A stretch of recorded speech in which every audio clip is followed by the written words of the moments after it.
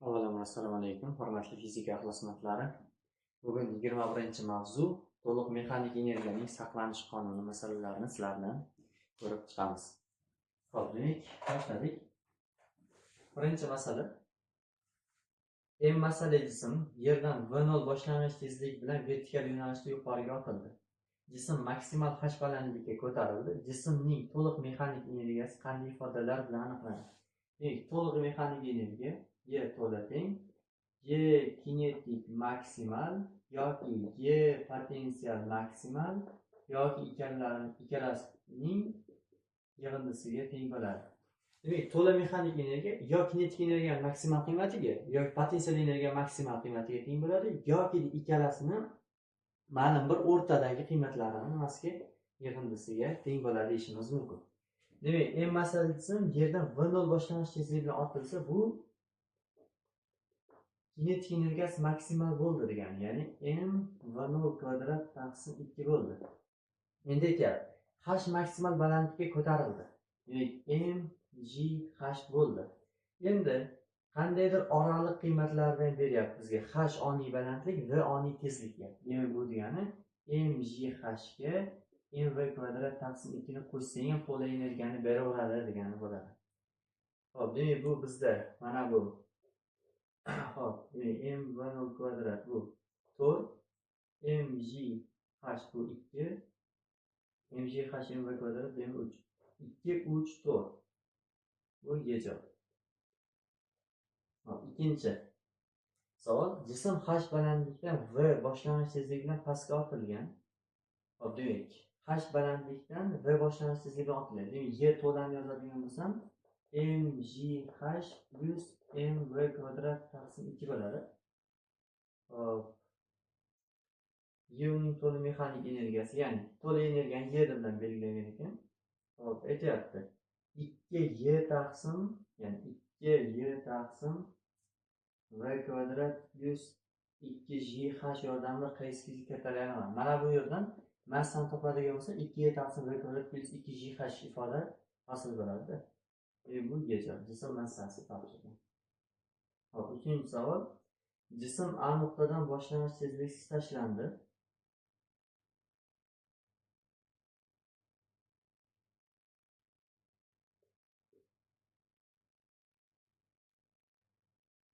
Demak, A nuqtadan boshlang'ich tezliksiz tashlandi. B nuqtada uning kinetik energiyasi Y bo'ldi. Hop, qarang. Boshlang'ich tezlik tashlanyapti. A nuqtada uni to'la energiyasi mg ilik 3h bo'lgan. Ya'ni 3h balandlikda turibdi. Endi B nuqtada uni to'la energiyasi yerdan 2h balandlikda, demak mg 2h plus uni qandaydir kinetik energiyasi bor, o'sha yozaman, Y kinetik. Endi S nuqtada uni yerdan hech qanday balandligi yo'q, demak to'la energiyasi faqatgina Y kinetik maksimal bo'ladi. Bizga aytyapti, B nuqtadagi kinetik energiyasi Y ga teng deyapti-da. Shunda S nuqtadagi kinetik energiyasi nimaga teng deyapti? Qarang, mana bu yerda to'lani o'rniga 3mgh qo'yadigan bo'lsam, 3mgh teng bo'lib qoladi 2mgh plus Y ga. Bu Y'ni hisob qiladigan bo'lsam, mgh. Endi mgh qiymati Y ga teng ekan. Endi kinetik energiya maksimali potensial energiyani maksimaliga teng. Yozamiz, Y kinetik maksimalimizni 3mgh deb yozsam bo'ladi. mgh o'rniga esa mana bu Y ifodani qo'yadigan bo'lsak, Y kinetik maksimal, ya'ni S nuqtadagi kinetik energiyasi 3Y ga teng bo'lib qoladi. Bu bizda azobga keltiradi. Hop, to'rtinchi savol. Jism A nuqtadan boshlang'ich tezliksiz tashlandi. Demak, jism A nuqtadagi to'la energiyasi YA. Demak, bu 4mgh. Uning S nuqtadagi kinetik energiyasi Y ga teng. Demak, Y S nuqtadagisi Y ga teng bo'lsa, B nuqtadagi kinetik energiyasini toping. E'tibor bering, B nuqta yerdan 3h balandlikda joylashyapti. Ya'ni Y B nuqtadagisi 3mgh plus Y kinetikda. Endi qarang, mana bu ikkalasi o'zaro teng. Demak, mgh o'rniga qarang, mgh o'rniga Y taqsim 4 qo'ysa bo'ladi. Shunda qo'yadigan bo'lsa, mana bu Y ga teng. Hop, mg h-ning y taqsim 4 qo'yadigan bo'lsa, mana bu 3y taqsim 4 bo'ladi. Y, hop, mana bu hop, bir nuqtani topadigan bo'lsak, shunda, ya'ni kinetik energiyasini topadigan bo'lsak, umumiy y dan 3y taqsim 4 ni ayirishligim kerak bo'ladi. Buni hisoblaydigan bo'lsak, hop, y taqsim 4 deb chiqadi. Bu ajoyib ekan. Mana bu. 3-chi misolimizga o'xshash ekan. 4-chi misolimiz. Hop, 5-chi savol. Jism balandlikdan boshlang'ich tezliksiz tashlandi. Quyidagi potensial energiyasining vaqtga bog'langan grafigi uning 1.9 sekund paytida kinetik energiyasini toping. E'tibor beramiz, grafik quyidagicha. Mana bu vaqt ekan. X maksimal mana bu potensial energiyasi 80 ekan. 1.9 sekunddan keyingi energiyasi esa 60 ekan. Xo'p, qarang. Ya'ni to'la mexanik energiya vaqt o'tishi bilan o'zgarmay, bir turdan ikkinchi turga o'tadi. Demak, kinetik potensial energiyasi dastlab 80 edi, keyin 1.9 sekunddan keyin 60 ga tushib qoldi-da. Demak, mana bu 80 uni maksimal qiymati. Endi umumiy energiya ham 80 ga teng. Endi mana bu yerda potensial energiya 60 bo'lsa, 80 minus 60, ya'ni qolgan 20 si nima bo'ladi? Albatta, kinetik energiya bo'laveradi. Hop, 6-chi savol. Jism h balandlikdan boshlang'ich tezliksiz tashlandi. Demak, uni to'la energiyasi mgh. Uning yerga elastik urilib 0.25 balandlikka chiqqan paytdagi potensiali, demak, yerdan 0.25 balandlikdagi potensial energiyasi mg 0.25 h 40 bo'lsa, to'la energiyasi qanday?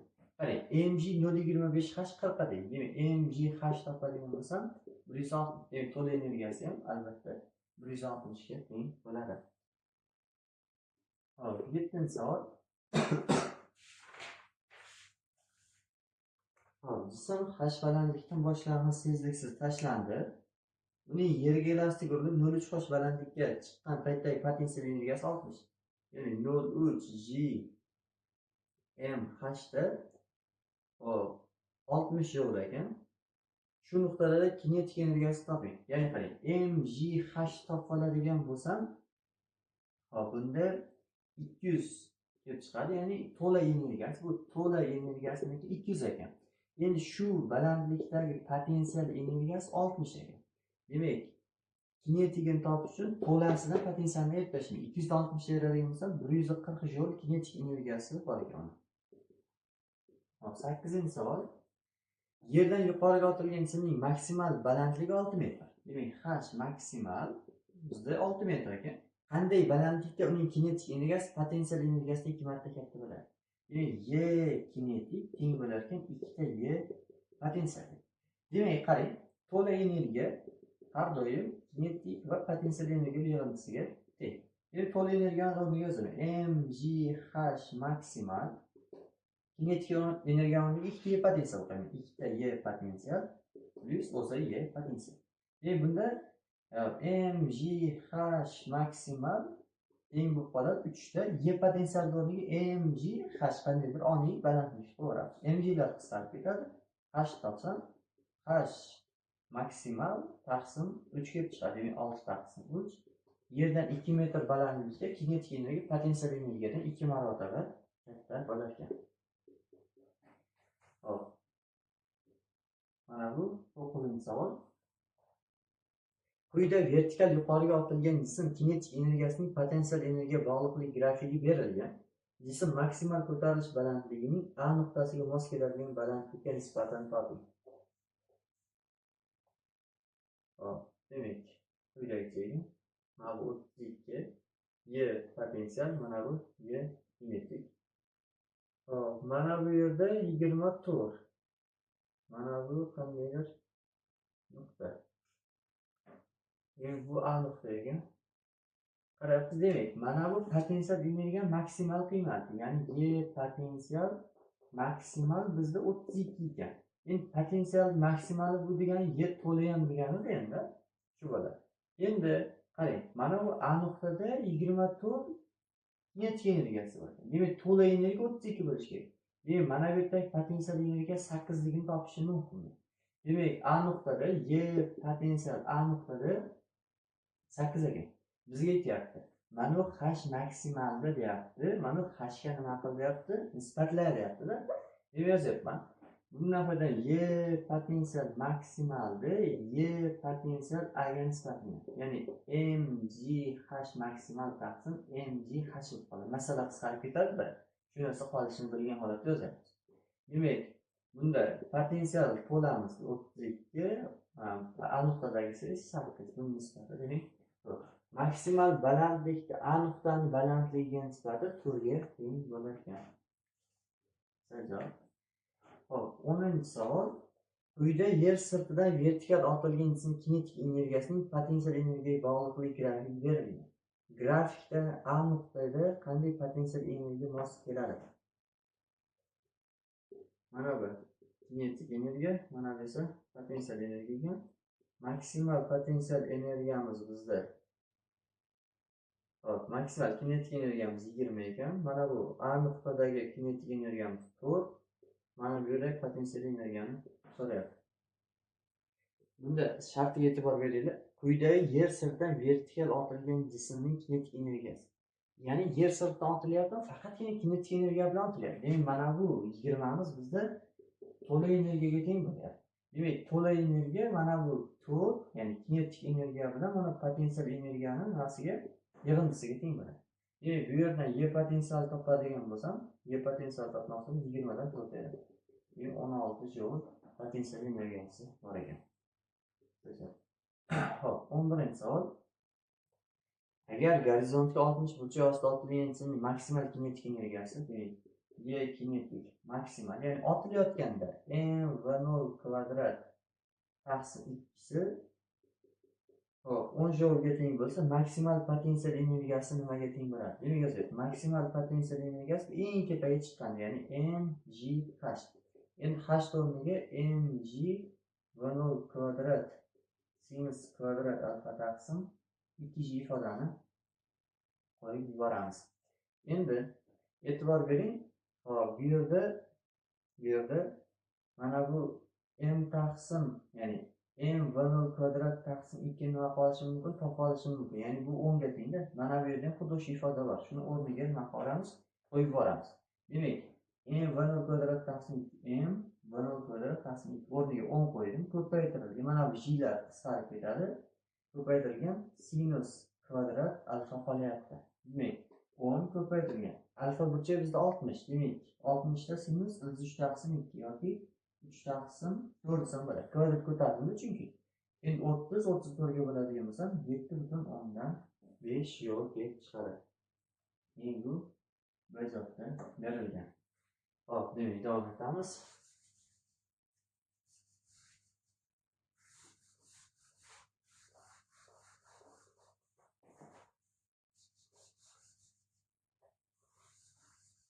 Hop, bizda 12-savol. Gorizontga burchak ostida otilgan jismning maksimal kinetik energiyasi, Y kinetik maksimal 80 joule, minimal kinetik energiyasi esa 20. Bu jismning maksimal potensial energiyasi qanday deyilyapti? Hop, demak, kinetik energiya maksimalni to'la deyishim mumkin. Endi demak, to'la energiya kinetik energiya plus potensial energiya yig'indisiga teng. Demak, bu yerdan Y potensial topadigan bo'lsam, Y to'la minus Y kinetik o'rin. Demak, 80 minus 20. Y potensialni hisoblaydigan bo'lsak, 60 joule deb chiqadi. Demak, bu bizda bo'ladi. Hop, 13-savol. Gorizontga burchak ostida otilgan jismning maksimal kinetik energiyasi 80, minimal kinetik energiyasi 20. Hop. Minimali 20. To'liq mexanik energiya nimaga teng deyilyapti? Hop, to'liq mexanik energiyamiz ham yana 80 ga teng bo'laveradi. Chunki jism burchak ostida otilyapti. Otilayotganda faqatgina nimasi bor? Maksimal kinetik energiyasi bor-da. Endi buni trayektoriyasi bunaqa shaklda bo'ladi. Ya'ni qarmoq pastga qarай yo'nalgan parabolada iborat. Mana bu yerda v minimal tezlik bo'ladi va mana bu yer h maksimal bo'ladi. Ya'ni mana bu yerdagi kinetik energiyamiz mana bu yerdagi minimal kinetik energiya plus maksimal potensial energiya yig'indisiga teng bo'ladi. Shuning uchun olyapmiz buni. Demak, 14-savol. Jisim 60 metr balandlikdan boshlang'ich tezliksiz erkin tushadi. Demak, uni potensial energiyasi bor, maksimal. Demak, 60 metrdan yozyapman. mg h o'rniga 60 qo'ydim. Necha metr balandlikda jismning kinetik energiyasi potensial energiyasidan 4 marta katta. Demak, y kinetik teng bo'ladi 4 ta y potensialga. Demak, mana bu maksimal bo'lgandan keyin to'la deyishim mumkin. Demak, y to'la bizda yozib qo'yaman. Y kinetik plus y potensial. Endi mana bu kinetik o'rniga 4 ta y potensial qo'ysam 5 ta y potensial hosil bo'ladi. Y potensial topadigan bo'lsam y to'la taqsim 5. Demak, bundan kelib chiqadi bu mg h teng bo'ladi mg h maksimum, ya'ni 60 taqsim bizda 5. mg lar qisqaradi. Demak, h topadigan bo'lsam 60 taqsim 5, ya'ni 12 metrda kinetik energiyasi potensialidan 4 marotaba katta bo'lar ekan. Xo'p, bu bizda ajoyib.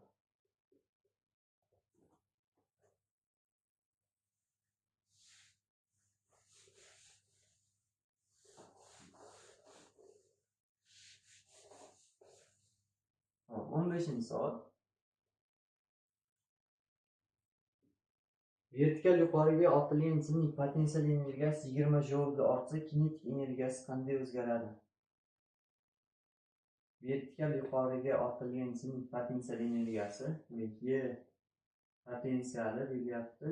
Birinchi y ga teng, y potensial shtriximiz shunda y plus 20 ga teng. Kinetik energiya qanday o'zgaradi deyapti.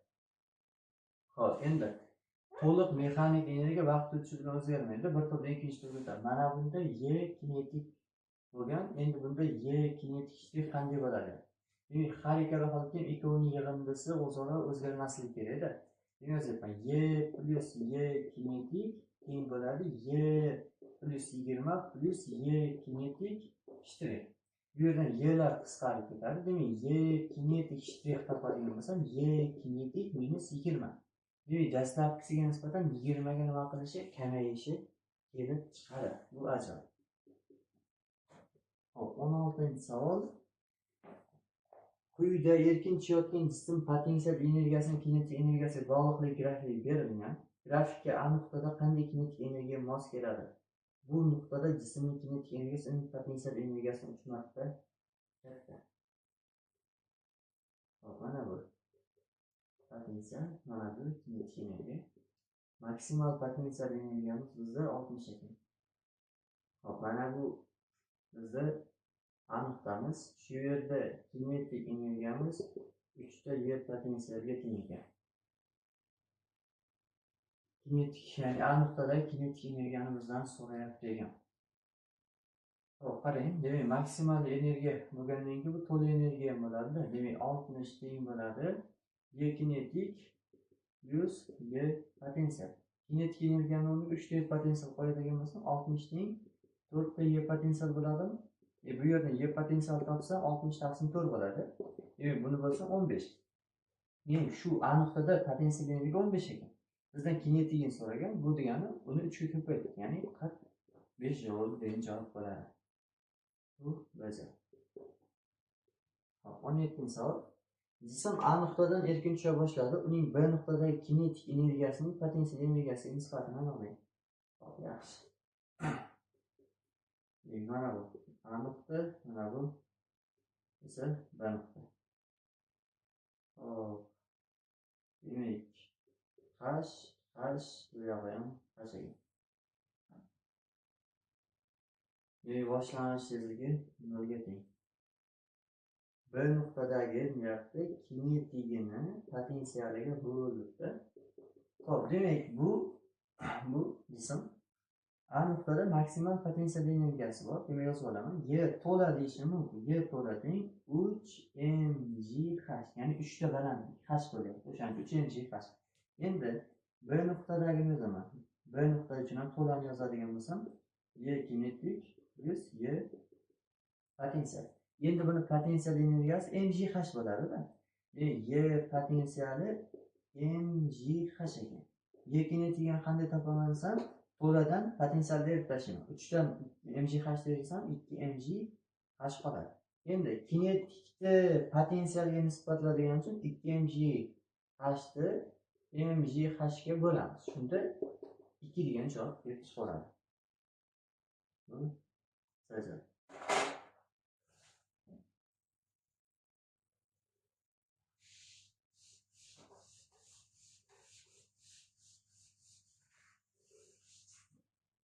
hop, 18-savol. Quyida yerdan vertikal ravishda yuqoriga otilgan jismning kinetik energiyasining potensial energiyasi bog'liqlik grafik berilgan. Grafikda A nuqtada qanday kinetik energiya mos keladi? Demak, Y kinetik A nuqtadagini so'ralyapti. Bu nuqtada jismning kinetik energiyasi uning potensial energiyasidan 5 marta katta. Y kinetik teng 5 ta Y potensial. Hop, demak, potensial energiyasini maksimal qiymati yoki to'la energiyasi desam bo'ladi 120 ekan. Demak, endi berilgan nuqtada to'la energiya kinetik bilan potensialni yig'indisiga teng. Kinetikni 5 ta qo'yadigan bo'lsa 6 ta Y potensialga chiqadi. Bundan kelib chiqqan holatda to'la 120, 6 ta Y potensial. Demak, Y potensial topadigan bo'lsam 120 taqsim 6 20 bo'ladi. Menga kerak narsa mana bu kinetik energiya. Y potensialni 20 qo'yadigan bo'lsam, bu yerdagisi 100 joule ekanligini bilishim mumkin. Hop, 19-savol. Jism yerdan vertikal ravishda V0 boshlang'ich tezlikdan yuqoriga otildi. Y to'lasi bu Y kinetik maksimal ekan. Shu m V0 kvadrat taqsim 2 ga teng ekan. Jism potensial energiyasi uning kinetik energiyasidan 8 marta katta. Demak, potensiali 8 ta Y kinetikka ekan. Teng ekan. Tezligi nimaga teng? Mana shu vaqtdagi nimasini tezligini so'rab tursan. Demak, qarang. Y to'la Y potensial plus Y kinetikka o'zini vaqti tengmi? Shunda Y to'la teng. Potensial bo'lmay 8 Y kinetik bo'lsa 9 Y kinetikka chiqadi. To'lani o'rniga yozyapman. M V0 kvadrat taqsim 2 9 ko'paytirib M. Mana bu yerda qandaydir V kvadrat taqsim 2. Masala 2lar ketyapti. Bu yerdan V kvadrat topsam V kvadrat teng V0 kvadrat taqsim 9. Har ikkalasidan ildiz olib yuboradigan bo'lsam V teng V0 taqsim 3. Berilgan nuqtada jismni tezligi boshlang'ich tezligidan 3 marotaba kichik bo'lar ekan. Hop, 20-savol.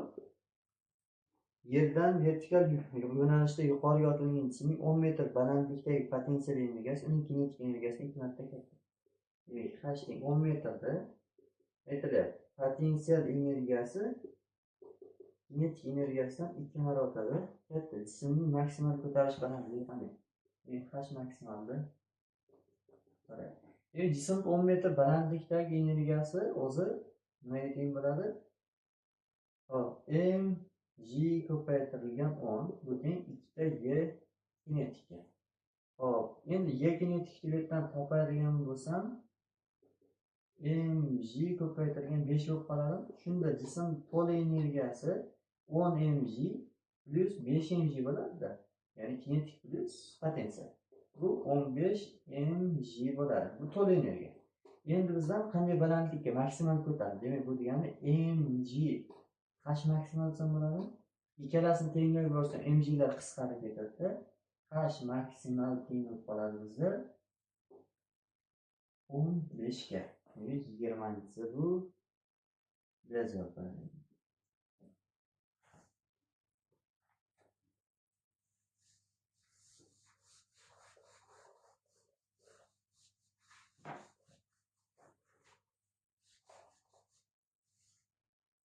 21 savol. Koptok 5 metr balandlikdan 10 metr taqsim sekund tezlik bilan vertikal pastga otildi. Demak, to'la energiyani yozyapman. 5 metr balandlikdan, demak, mg h o'rniga 5 plus 10 tezlikda otilibdi. M 10 kvadrat taqsim 2. To'p yer sirti bilan elastik to'qnashuvdan so'ng maksimal qanday balandlikka ko'tariladi? Keyin, demak, buni hisoblab qo'yamiz. Demak, 5 mg plus mana buni hisoblaydigan 100 ilova 50. Demak, 50 m. G o'rniga 10 qo'yadigan bo'lsam, bu 100 m kelib chiqadi ekan. Endi yer bilan elastik to'qnashish qanday tezlikda urilsa, o'sha tezlikda qaytadi va qaytganda qandaydir ma'lum h balandligiga ko'tariladi. Demak, o'shanda to'la energiya mg h bo'lib qoladi. Demak, hozir bizda to'la energiya esa 100 m ekan. Ikkovini nima qilamiz? Tenglayveramiz.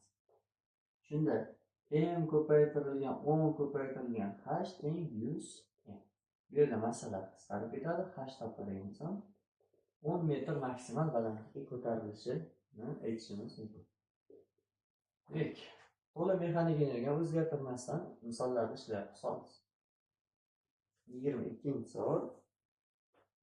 Gorizontga kelyapti 60 gradus burchak ostida otilgan simning kinetik energiyasi minimal ekan. Minimal kinetik energiyasi 25 joule. Jismning to'liq mexanik energiyasi toping. Bu to'la teng so'roq. Demak, kinetik energiyasi minimali degani bu v0 kvadrat kosinus kvadrat alfa ko'paytirilgan m taqsim 2 deganida. Xo'p.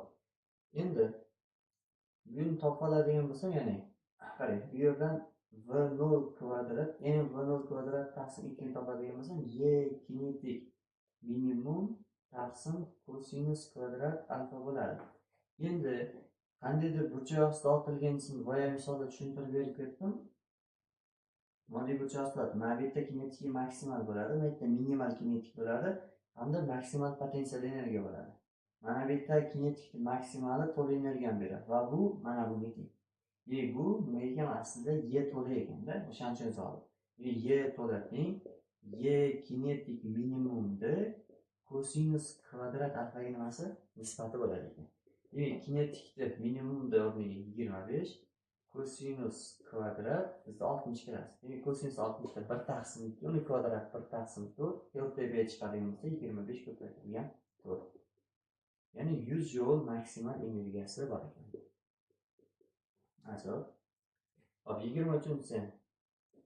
Alfa burchak 60, maksimal potensial energiyasi y potensial maksimal 300 joule ga teng bo'ldi. Uning maksimal kinetik energiyasini aniqlaymiz. Maksimal potensial degani bu mg ko'paytirilgan v0 kvadrat sinus kvadrat alfa taqsim 2g.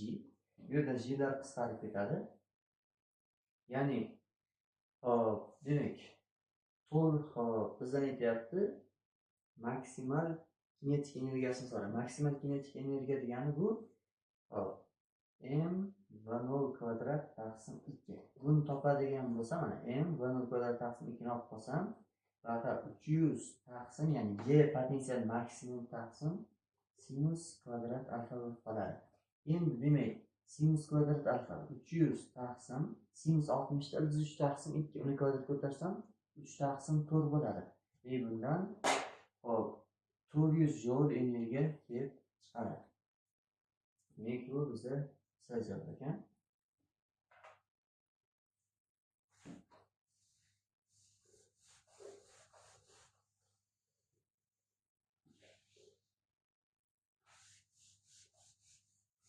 Hop, 24-chi misol. Massasi m bo'lgan o'q 20 tezlik bilan harakatlanib, massasi 9 m bo'lgan qutiga urilib, uning ichida qoldi. Quti qancha balandlikka ko'tariladi? Quyidagicha chizma bor. Mana bu yerda massasi 9 m quti, mana bu yerda m massali o'q v tezlik bilan uchib kelyapti. Shunda o'q deyapti, mana bu ichiga nima qildi? Kirib qoldi.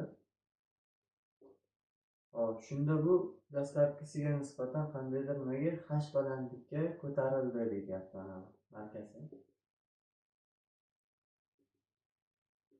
Shuni so'ralyapti. Endi e'tibor bering. Mana bu joyda tinch turibdi. Buni potensial energiyasi yo'q, kinetik energiyasi yo'q. Endi keyingi holatda o'q bilan birgalikdagi bu sistema, ya'ni buni massasini qaraydigan bo'lsak, m/9, ya'ni 10 m massali sistema qandaydir h balandlikka ko'tarildi va potensial energiyaga ega bo'ldimi? Yozyapti. Y potensial. Bu m, ya'ni umumiy massasini bir yo'l yozadigan bo'lsam 10 m j h bo'ladi. Endi bu potensial energiya qayerdan o'z-o'zidan paydo bo'ldimi? Yo'q.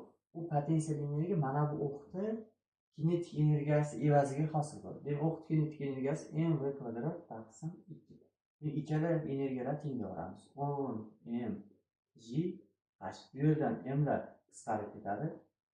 Bu yerdan h topadigan bo'lsam, hop, v kvadrat taqsim, hop, demak 20 j hosil bo'ladi. Hop, bundan teng bizda demak o'qitish tezligi 20 ekan. Demak 20 ni kvadrati taqsim 20 ko'paytirib j ni qiymat 10. Demak 400 taqsim 200. Demak mana bu quti hamda o'q sistemasi umumiy bizda 2 metr balandlikka ko'tarilishi kerak.